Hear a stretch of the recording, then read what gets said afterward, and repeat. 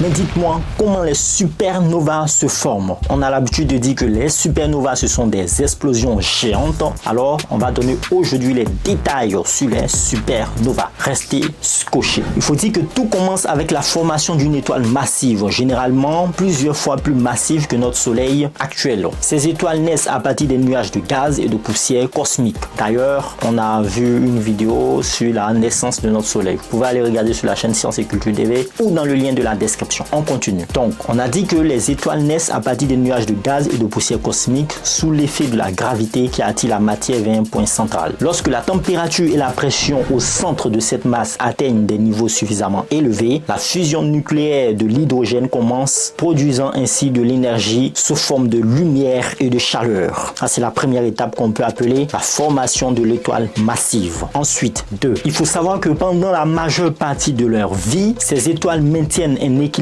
délicat entre la gravité qui tend à les comprimer et la pression de radiation qui résulte de la fusion nucléaire dans leur cœur. Cette pression de radiation repousse la gravité et empêche l'effondrement total de l'étoile. C'est ce qu'on avait expliqué. Il y a deux forces qui maintiennent l'étoile. Il y a la force qui essaie de pousser les parois de l'étoile. Ça, c'est la force qui émane de la fusion nucléaire. Ensuite, il y a la gravité qui essaie de comprimer l'étoile sur elle-même. L'équilibre de ces deux forces font que l'étoile ne s'effondre pas sur elle-même. Ensuite, au fil du temps, l'étoile consomme son carburant nucléaire, qui est principalement de l'hydrogène, qui sert de carburant au Soleil, transformant progressivement cet élément en hélium et en d'autres éléments plus lourds. Lorsque l'hydrogène est épuisé dans le noyau, qu'est-ce qui se passe? L'étoile commence à fusionner l'hélium en éléments plus lourds comme le carbone, l'oxygène, le néon et ainsi de suite. Après des millions d'années, le noyau de l'étoile atteint finalement une température et une densité suffisamment élevée pour commencer à fusionner le fer. Contrairement aux réactions nucléaires précédentes, la fusion du fer n'apporte plus d'énergie à l'étoile. Donc qu'est-ce qui se passe? Elle n'apporte plus d'énergie à l'étoile, mais elle consomme de l'énergie. Cela provoque un effondrement brutal du noyau de l'étoile car la pression de radiation ne peut plus maintenir l'équilibre hydrostatique.